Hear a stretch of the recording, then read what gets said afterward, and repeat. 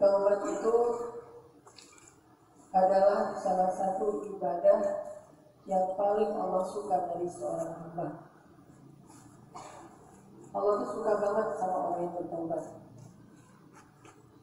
Saking sukanya Allah kepada orang yang bertaubat,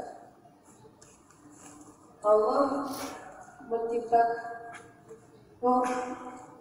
menciptakan fitrah manusia itu pasti pernah berbuat salah. Sampai Nabi bilang, semua kalian berbuat salah. Kalau seandainya kita tidak berbuat salah atau dosa, maka Allah akan membinasakan kita. Terus Allah akan menciptakan manusia lain setelah kita. Lalu mereka akan berbuat salah. Lalu mereka minta ampun kepada Allah. Kemudian Allah akan mengampuni dosa mereka. Itu artinya apa? Allah senang dengan hamba yang bertobat. Bukan hamba yang berbuat dosa. Allah tidak suka kepada berbuat dosa. Tetapi Allah suka kepada orang yang bertobat dari dosa-dosa. Jadi bisa dibilang dosa itu adalah bawaan kita dari lahir. Gak ada satupun dari kita yang gak berdosa. Tapi pilihan adalah mau tobat atau mau meneruskan dosa-dosanya. Itulah pilihan kita.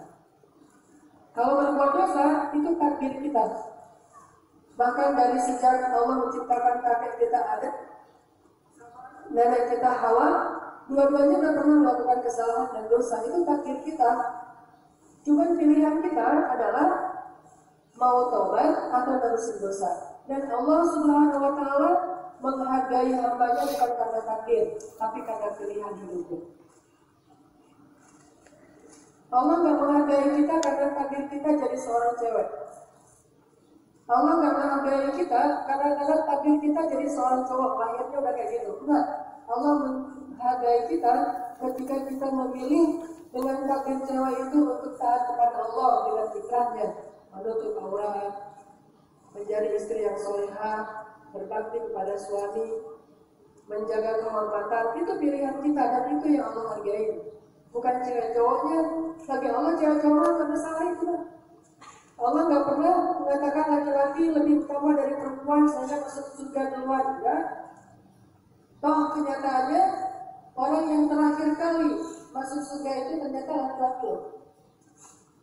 Kalau kita baca di dalam hadis panjang ini, orang yang terakhir masuk surga secara grammar bahasa Arab itu menunjukkan ternyata dia itu seorang laki-laki. Berarti laki-laki itu bisa jadi yang paling belakangan masuk surga. Jadi fitrah kita adalah berbuat dosa, tapi pilihan kita fa'alhamaha fujuraha wa taqwaha imma syakira wa imma kafura. Pilihan kita itu mau tobat atau mau meneruskan dosa. Apalagi sampai bangga gitu dengan dosa-dosa.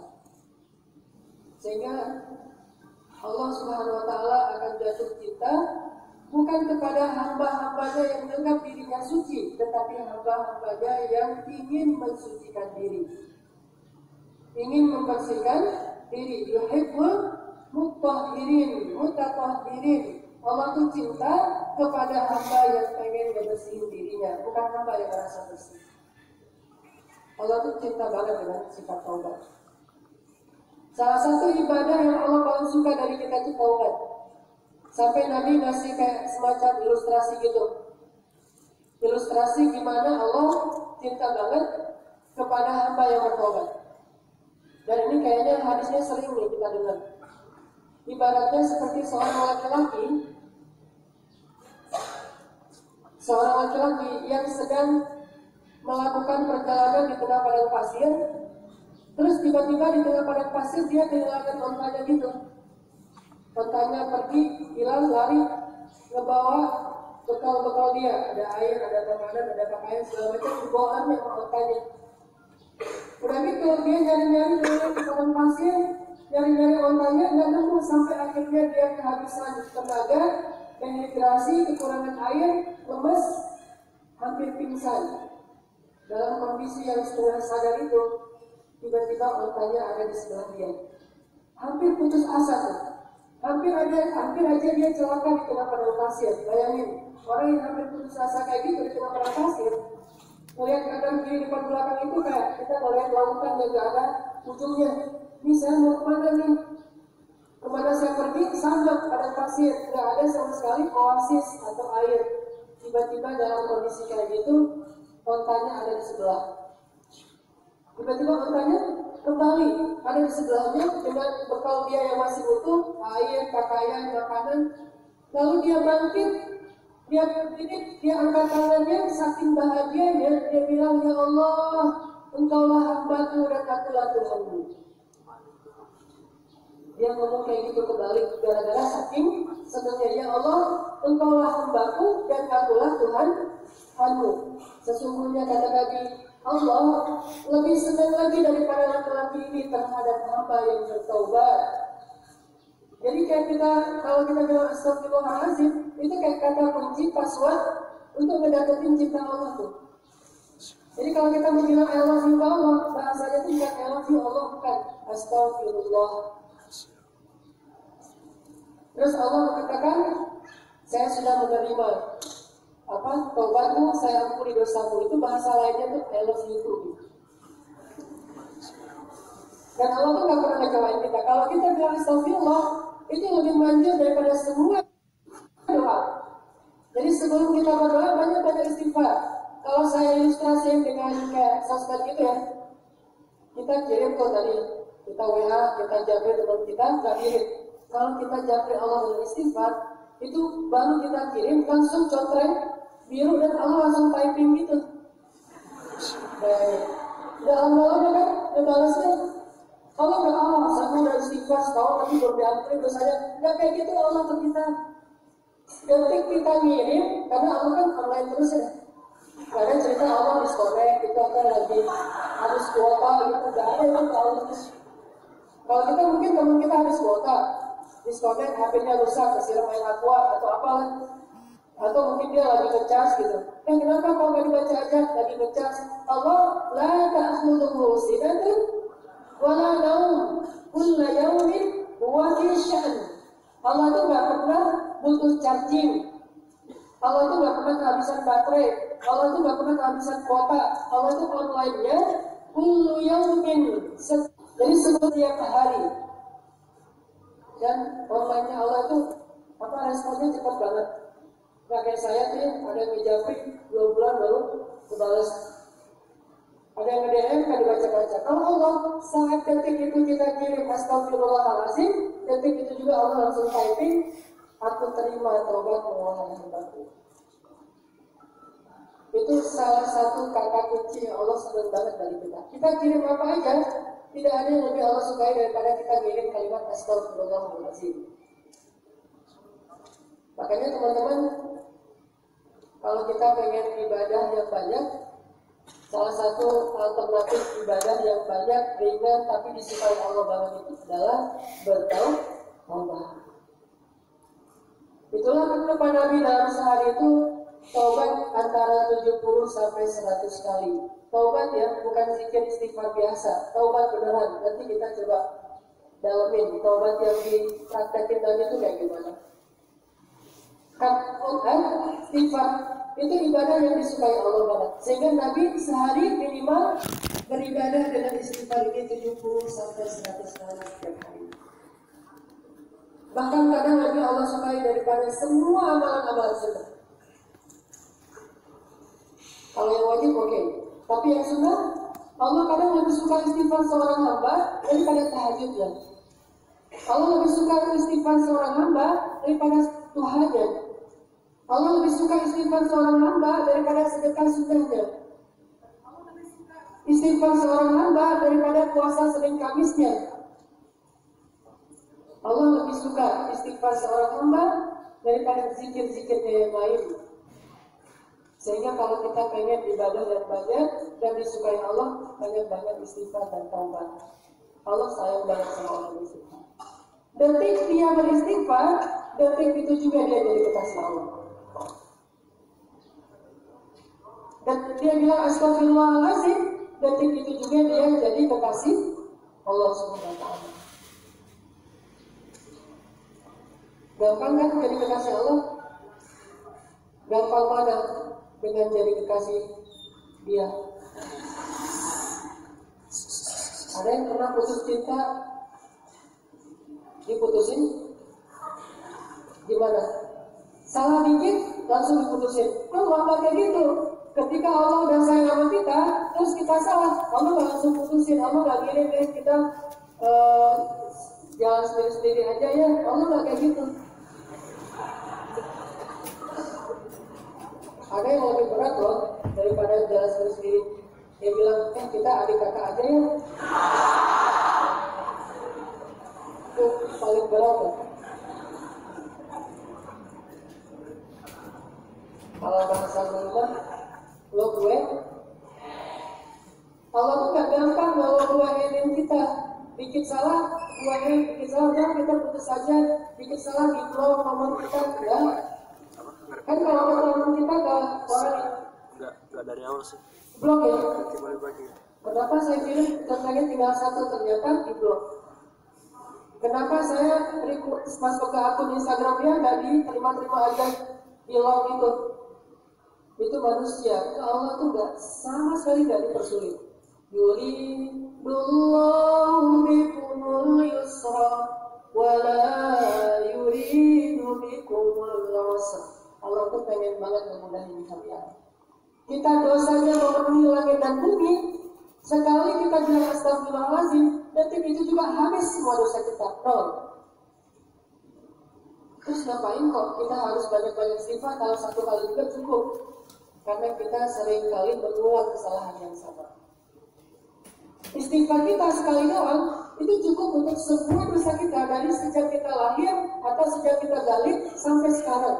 Satu kali istighfar, cuma bilang astagfirullahaladzim, ya Allah, saya minta ampun atas semua dosa-dosa saya. Itu semuanya habis, Allah lupain semuanya, Allah hapus semuanya. Terus ngapain kita harus berulang kali beristighfar? Karena kita berulang kali berbuat kesalahan yang sama. Istighfar, salah lagi. Ya udah istighfar lagi, salah lagi, istighfar lagi. Atau bisa aja istighfar kita itu butuh istighfar. Ada kan orang istighfarnya tapi butuh istighfar. Ya gimana istighfar? Dia tuh kayak pakai checker gitu kan, yang ada nomor-nomornya gitu kan, checker. Checker gitu, satu. Pas dilihat sama temannya, wih 10.000. Atau temannya nggak ngeliat, temannya gimana ya? Saya kok istighfarnya sehari belum bisa banyak, belum bisa banyak. Padahal gampang loh. Kita sambil nongkrong juga bisa istighfar. Saya mah sehari rata-rata 15.000, nggak pernah kurang. Ngomong gitu. Berarti 15.000-nya itu bukan istighfar, itu ria. Yang 15.000 yang ke satu, jadi 15.000 satu, yang terakhir itulah istighfar. Astagfirullah, ternyata tadi saya ria, baru Allah hapuskan semua dosa. Astagfirullah, 5.000, astagfirullah, 7.000.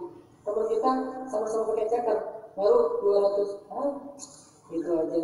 Kan 200 dia itu udah nol dosanya. Kita udah 15.000, dosanya belum ada yang berkuburan satupun. Yang ke 15.000 satu, astagfirullahaladzim, kenapa saya jadi ria? Baru gugur semua. Jadi kenapa kita ulang-ulang istighfar? Karena kita nggak tahu kualitas istighfar kita.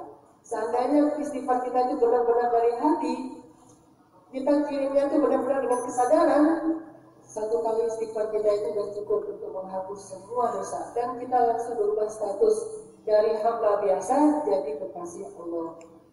Berubah status. Umar bin Khattab dari awalnya musuh Islam banget, begitu dia istighfar, tiba-tiba menjadi salah satu di antara yang dijamin masuk surga.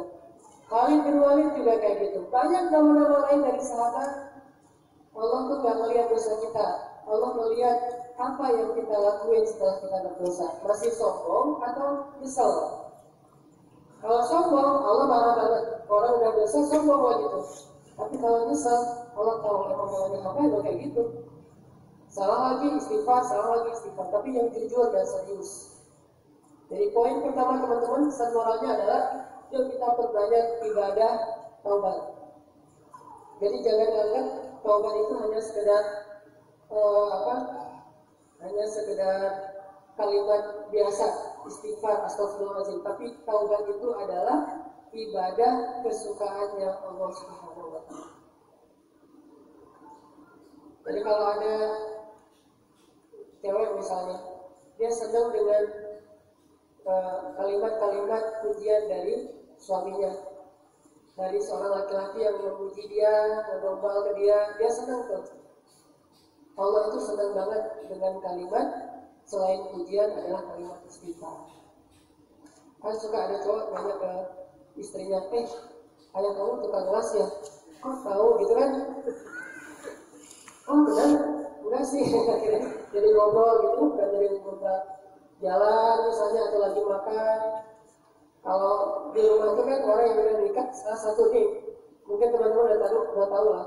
Salah satu bid'ah dalam pernikahan itu apa? Gelasnya dua di rumah. Ada gelas papa, ada gelas mama. Itu bid'ah. Nggak ada gelas papa mama. Nanti pas papanya salah ambil gelas, pak itu kan gelas mama. Oh iya maaf. Nggak ada. Mulai nanti.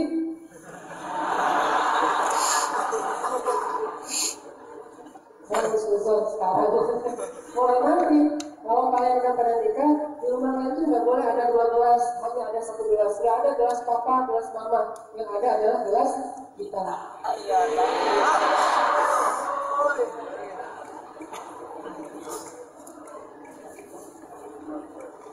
Ini hubungannya dengan istighfar apa ya?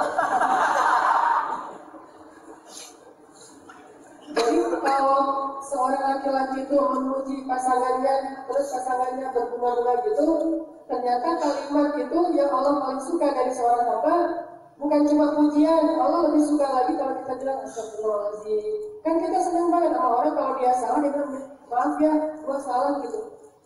Daripada dia udah salah, terus kekeh lagi, udah salah nggak ya? Wah, lu nggak benar nih, padahal dia yang salah nih.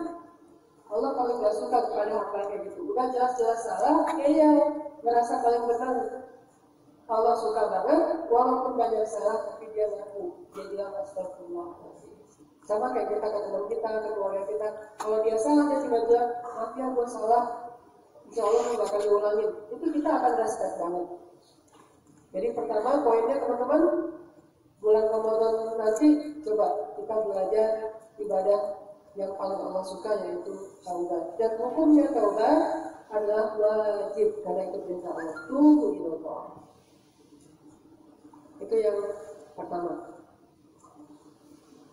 Yang kedua, berkaitan dengan surat At-Taubah yang tadi kita baca, sebagaimana juga judul suratnya adalah tentang taubat. Ayat 118 itu lagi ngeceritain tentang kisah taubatnya 3 orang sahabat. Salah satunya bernama Ka'ab bin Malik. Apa dosa mereka bertiga? Dosanya mereka tidak mau nemenin Nabi dalam berjihad. Itu dosanya. Dulu di masa Nabi, kalau orang nggak mau nemenin Nabi dalam berjihad atau membela negara, itu disebut sebagai orang munafik.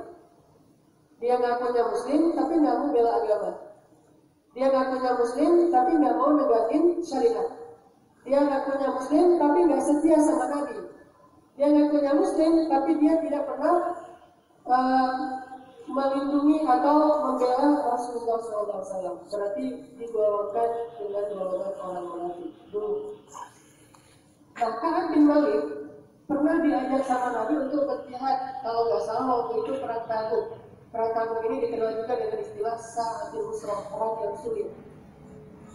Jadi malamnya Nabi itu umumin, para sahabat, besok kita akan berangkat ke Tabuk, perang pertama melawan Romawi. Siap-siap ya? Ya Rasulullah, pada pulang ke rumah siap-siap. Ka'ab sampai di rumah galau gitu. Berangkat nggak ya? Antara ya dan tidak, kan suka gitu ya. Terutama kalau kita mau ngelamar kan suka galau gitu nih. Malu-maluin nggak ya? Diterima nggak ya? Udah nggak usah galau. Mending kita coba dan ditolak, coba lagi, ditolak lagi. Lama-lama diterima. Kenapa diterima? Bukan dia udah ngatur ke kita, dia capek nolak udah. Bikin dia capek nolak itu, insya Allah pasti diterima. Gak pernah menjarang. Nanti kalau udah nikah nanya, kamu yang kamu suka dari saya apa? Saya perempuan gitu. Oh enggak lah gitu. Tampanan saya, aduh itu paling berat ya. Memang akhirnya apa? mau distalking oleh kita. Terus karena saya orang kaya, dan juga kan saya kan bukan orang kaya, itu siapa yang kamu suka dari saya? Kamu itu gak pernah menyerah. Jadi benar-benar pejuang sejati lah ya. Rasulullah itu kan orangnya pejuang sejati. Nah, kita tuh kan suka gitu, kalau mau melakukan satu kebaikan zikir. Azan nih. Allahu Akbar,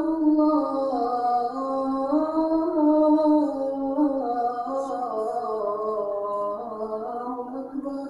Kita dengar, aduh azan ya. Gitu doang sih responnya. Sampai kalimat hayya 'alas shalah.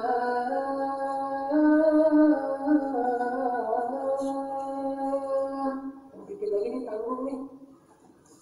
Udah gitu lama-lama pas la ilaha illallah. Belum juga iqamat.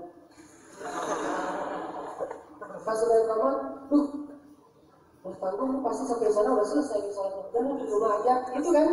Itulah yang terjadi pada saat begitu mendengar suara panggilan jihad dari Rasulullah, mikir dulu, dah kamu lah dapat buat sekarang nanti aja siap-siapnya dulu aja tidur di rumah. Pas subuh berangkat ke masjid, para sahabat berangkat ke masjid itu udah pada siap, dia belum siap. Akhirnya dia buru-buru lari ke rumah, pengen siap-siap. Pas dia lari ke rumah siap-siap, mikir lagi tuh, sempat nggak ya? Dalam keadaan kayak gitu, Nabi udah berangkat, akhirnya dia bilang, udah terlanjur, udah ketinggalan, gitu jadinya. Di sini aja, seorang sahabat sampai disebut bisa masuk golongan munafik. Gimana kita? Sholat itu pasti lebih ringan daripada jihad. Mencari ilmu itu pasti lebih ringan daripada jihad. Tapi kita, yang lebih ringan aja, sering galau. Berangkat gaya, udahlah, lain kali aja. Udahlah yang kali lain aja, udahlah nanti aja pas maghrib, gak usah pas asar, udahlah pas dulu aja, gak usah pas subuh. Terus aja kayak gitu tuh, galau. Nah inilah yang terjadi kepada Ka'ab bin Malik. Dia galau untuk berangkat membela Rasulullah. Dalam keadaan kayak gitu, sampai akhirnya Nabi datang. Udah selesai nih, adegan peperangannya, Nabi datang, Ka'ab gak ikut. Akhirnya sepanjang hari Ka'ab merasa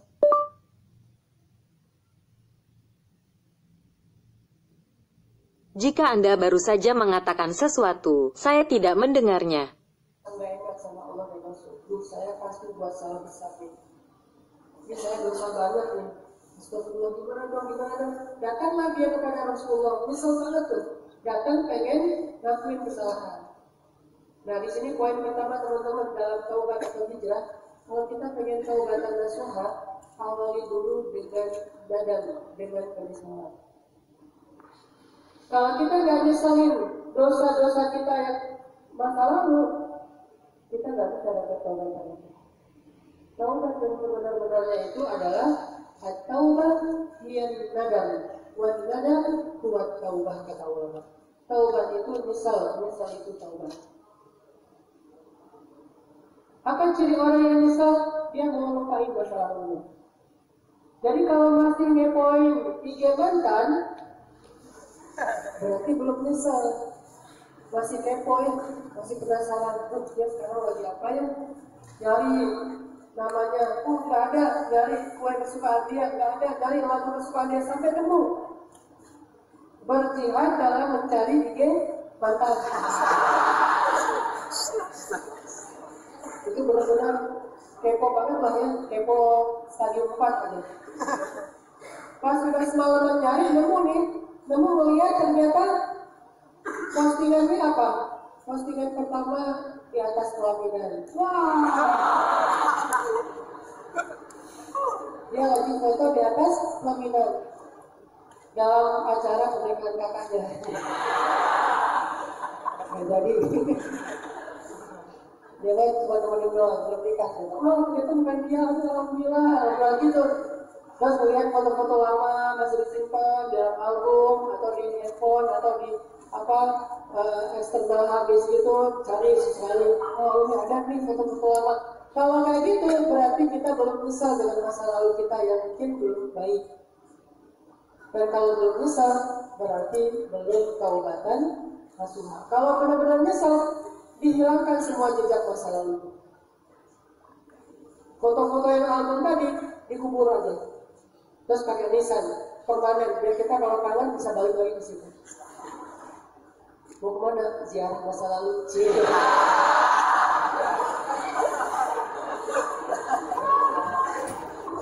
Ditulis sendiri baru nisannya ya. Nah, kalau masih kayak gitu berarti belum apa? Belum bisa. Kita kan sering bikin dosa. Kita malu nggak sih dengan dosa kita di masa lalu? Kita nggak rasa sia-sia nggak sih usia kita yang udah kita lewatin kayak gitu? Kita nggak rasa benci nggak sih dengan dosa-dosa itu? Kalau belum, berarti belum bisa. Ayya karaha ayyauda ilal kufri kama yakrahu ayyuqadha fillah. Dia benci kepada dosa-dosa di masa lalu, kayak dia benci dilemparkan ke dalam api neraka. Gimana kita nggak suka jadi kita dilemparin ke dalam api neraka? Gak usah bayangin api neraka ya, paling gampang itu aja deh. Gimana kita benci kalau dihukum? Itu rasanya gimana? Gak suka banget kan? Wah, lagi nyecengin nih. Tiba-tiba datang dia duluan, karena modalnya lebih gede. Itu lagi ngumpul lah, galau-galau gitu kan.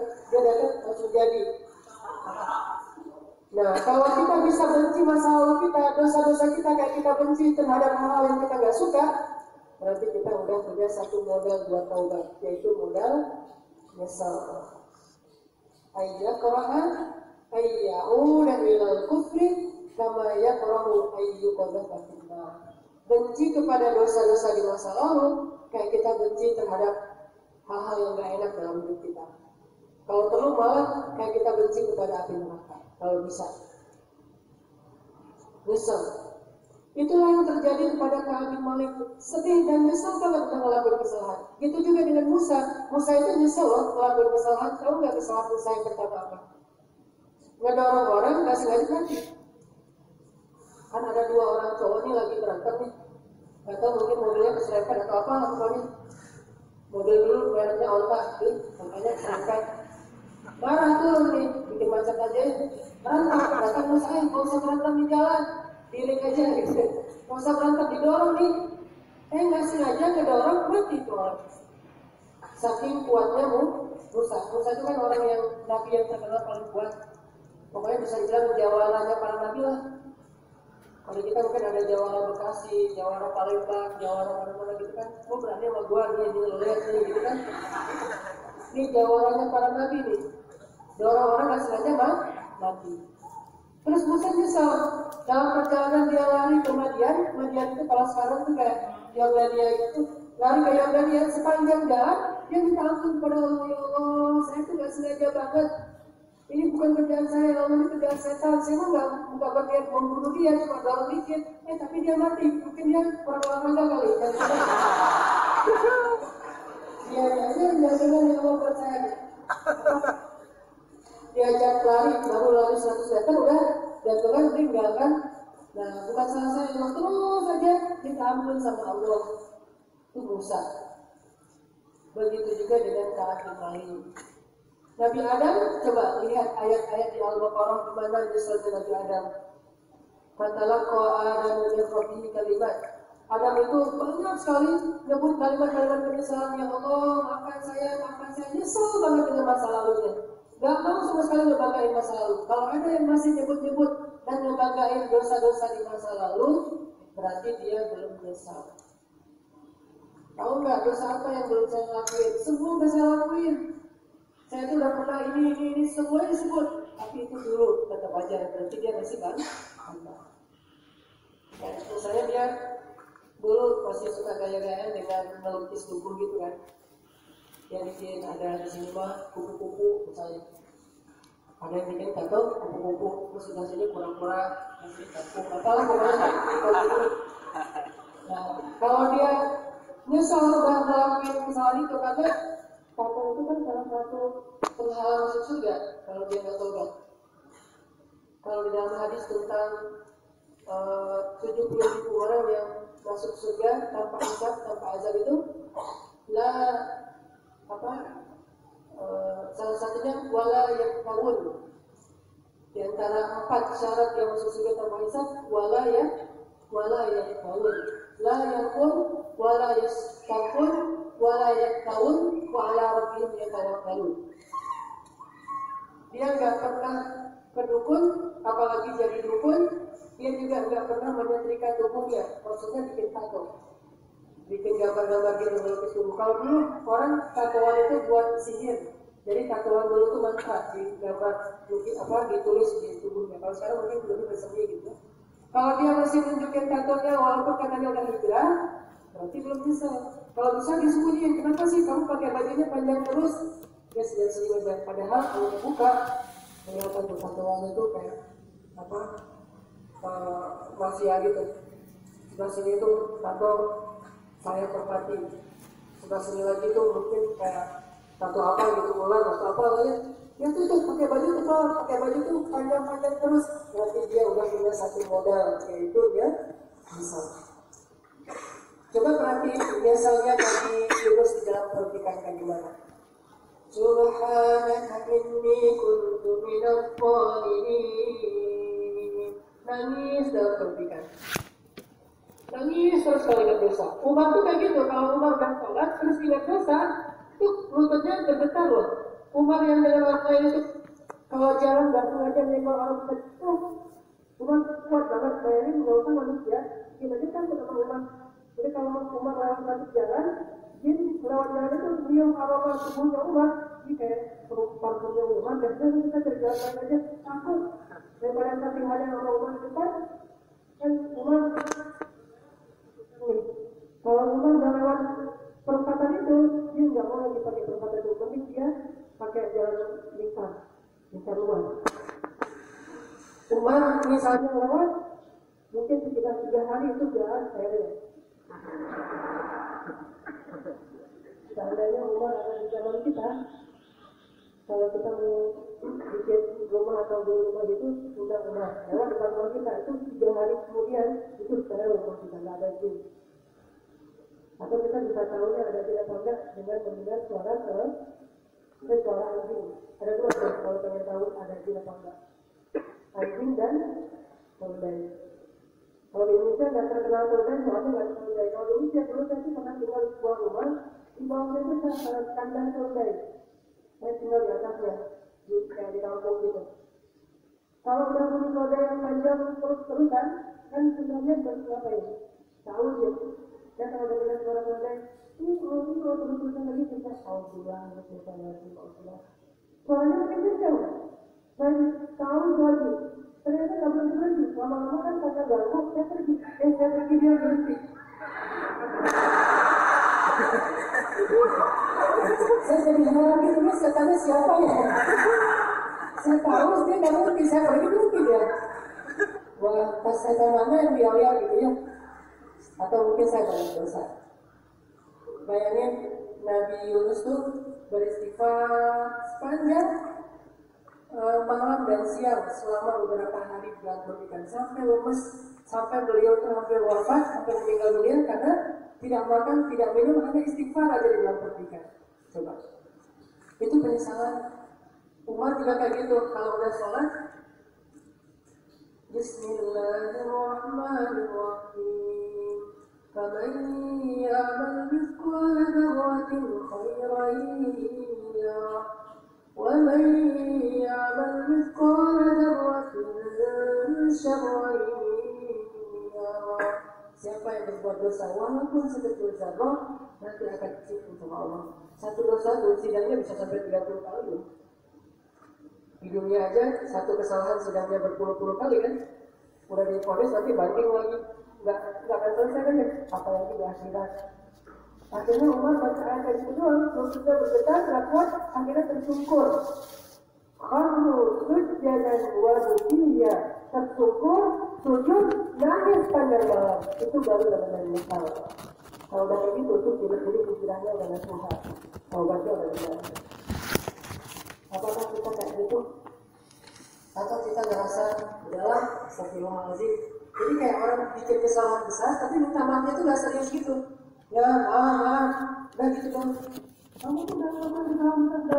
Ya maaf, gitu doang kan? Berarti kan nggak terlalu besar nih. Coba baik, ya maafin saya, terus saya harus kayak gimana? Dia minta maaf terus saja. Ramadan dia datang, Lebaran dia datang, Idul Fitri dia datang, Idul Adha dia datang. Datangnya dia minta maaf dengan kesalahan yang sama, kasih hadiah, telepon. Gitu kata Allah kalau kita salah. Malam gak bisa tidur, ingat dosa-dosa. Sholat ingat dosa-dosa. Nyesel banget kalau kita bisa kayak gitu, nyesel banget. Allah Subhanahu wa Ta'ala pasti akan mengampuni dosa kita. Makanya saya bilang istighfar sekali itu benar-benar bisa menghapus semua dosa kita kalau dibarengi dengan penyesalan yang dalam. Kalau kayak gitu berarti 70 kali istighfar itu bukan amalan yang gampang gitu. Kalau sekedar bilang maaf gitu doang, mungkin 70 kali ringan. Tapi kalau bilang maafin, terus dengan rasa nyesel banget, merasa bersalah, merasa benci dengan diri sendiri, nah itu nggak gampang 70 kali. Jadi istighfarnya lagi dibarengi dengan penyesalan yang sangat dalam di hati beliau. Itu poin kedua teman-teman yang terjadi pada kami. Poin yang ketiga, setelah kita taubat, Allah tuh pengen melihat keseriusan hijrah dan taubat kita dengan ngasih sedikit ujian. Dan itu yang terjadi juga pada Ka'ab. Selama 50 hari, Ka'ab itu nggak boleh bergaul dengan kaum muslimin, nggak boleh ketemu Nabi. Bahkan istrinya aja disuruh pulangkan ke rumah orang tuanya, dia tinggal sendiri di rumah. 50 hari dikucilkan. Dan kadang, karena dosa kita itu di masa lalu banyak banget, akhirnya pas kita bertobat kepada Allah, Allah berhenti dosa-dosa kita dan melihat keseriusan taubat kita itu dengan ujian dulu. Sehingga kalau kita udah hijrah, terus hidup kita kayak ada masalah gitu, jangan salah sangka dulu. Memang kayak gitu cara Allah memperlakukan hambanya. Begitu kita taubat, nggak langsung Allah mudahin urusan kita. Taubat, ujian, sabar, dan kemudahan. Jadi alurnya tuh kayak gitu. Taubat atau hijrah, ujian, sabar, kemudahan, dan pertolongan. Jadi bukan taubat langsung mudah, enggak. Toh Bilal bin Rabah juga, hari dia masuk Islam, hari itu juga dia ketahuan dan disiksa sama Umayyah bin Khalaf. Apakah Bilal ngalahin Allah? Perasaan dulu sebelum saya masuk Islam, saya asik-asik aja, kata Bilal juga kan? Dulu sebelum masuk Islam, Bilal itu nggak pernah disiksa sama tuannya, paling-paling cuma disuruh kerja doang, namanya juga budak. Tapi sampai dicampur, ditindih dengan batu panas, enggak. Justru Bilal mengalami itu setelah dia masuk Islam.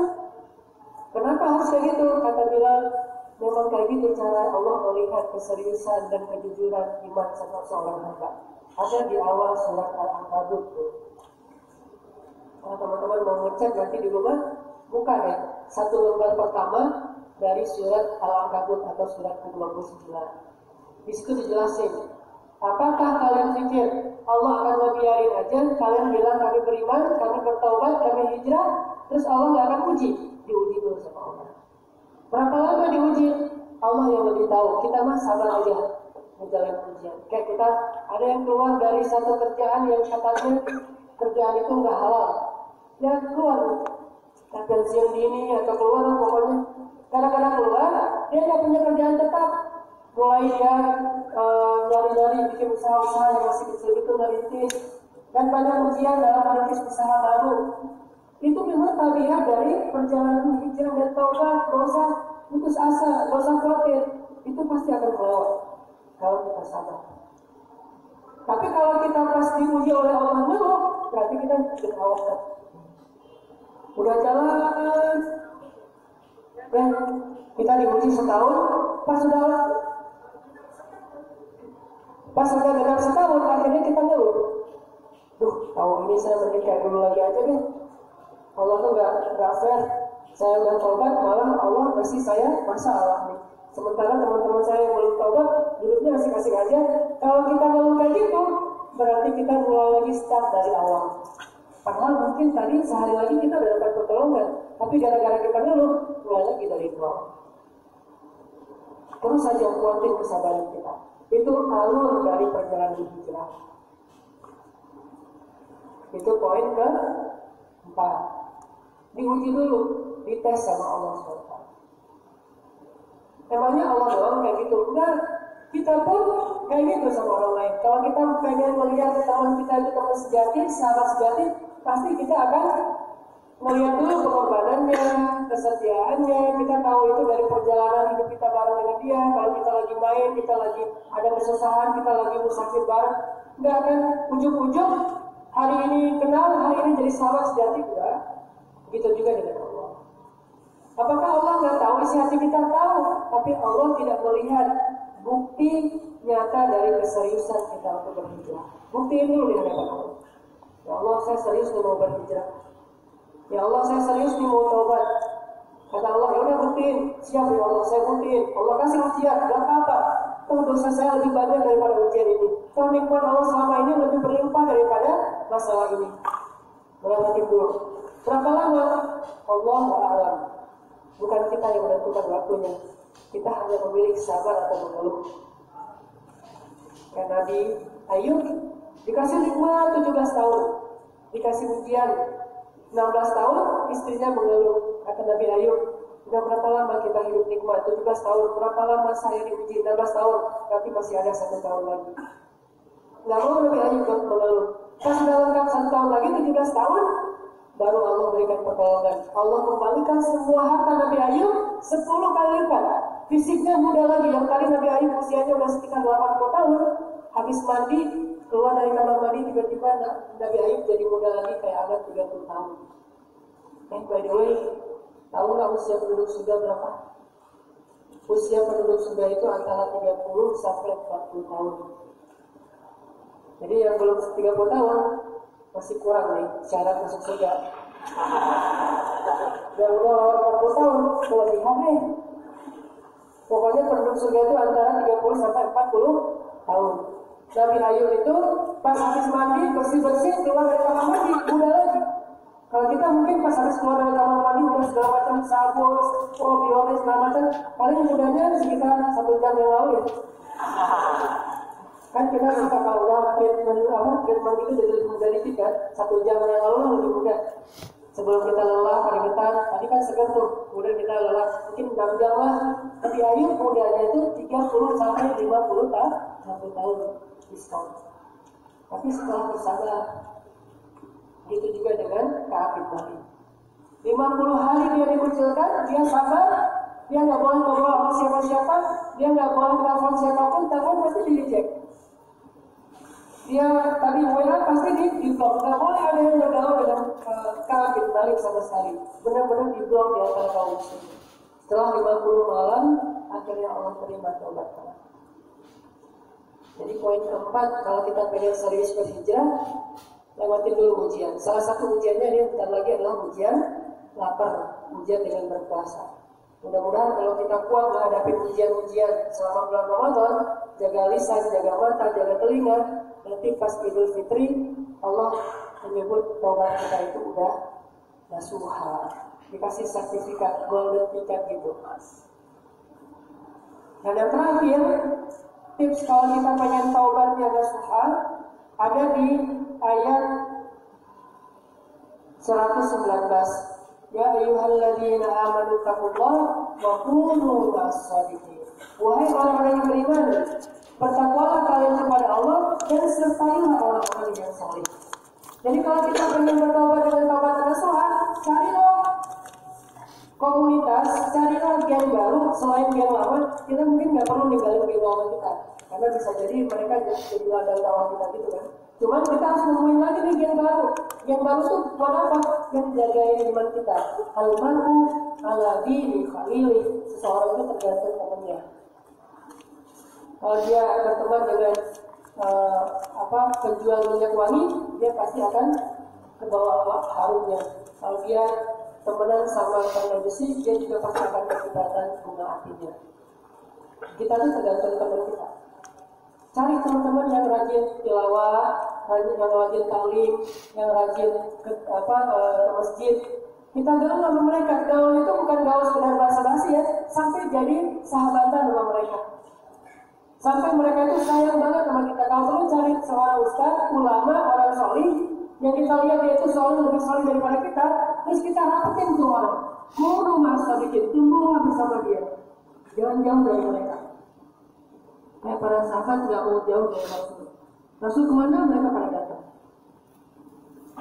Rasul, Sherlock dong. Ngapain kita nyamperin Rasul? Nabi kemana-mana kita di Sherlock. Kalau Nabi udah Sherlock, ngurumunin, pada ngurumunin nonton tidak bisa apa. Dan bukan diminta selfie.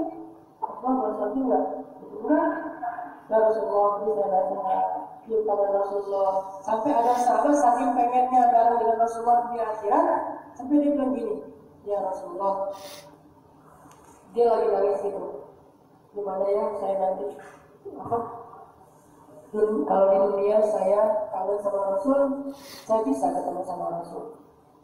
Kalau di dunia saya lagi galau, saya tinggal cari Rasulullah di masjid. Kalau di dunia saya lagi sedih, saya tinggal deket-deket pintu rumah Rasul. Mudah menemui Rasulullah di dunia, tapi gimana nanti di akhirat ya Rasulullah? Gimana nasib saya nanti di akhirat ya Rasul?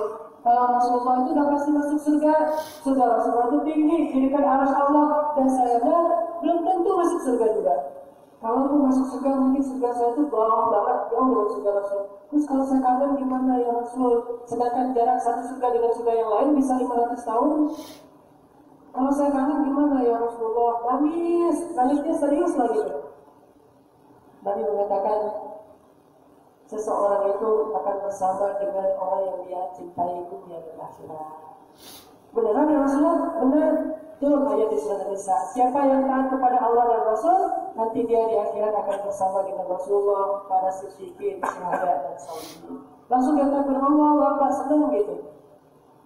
Ini saking pengen dekat dengan orang salih.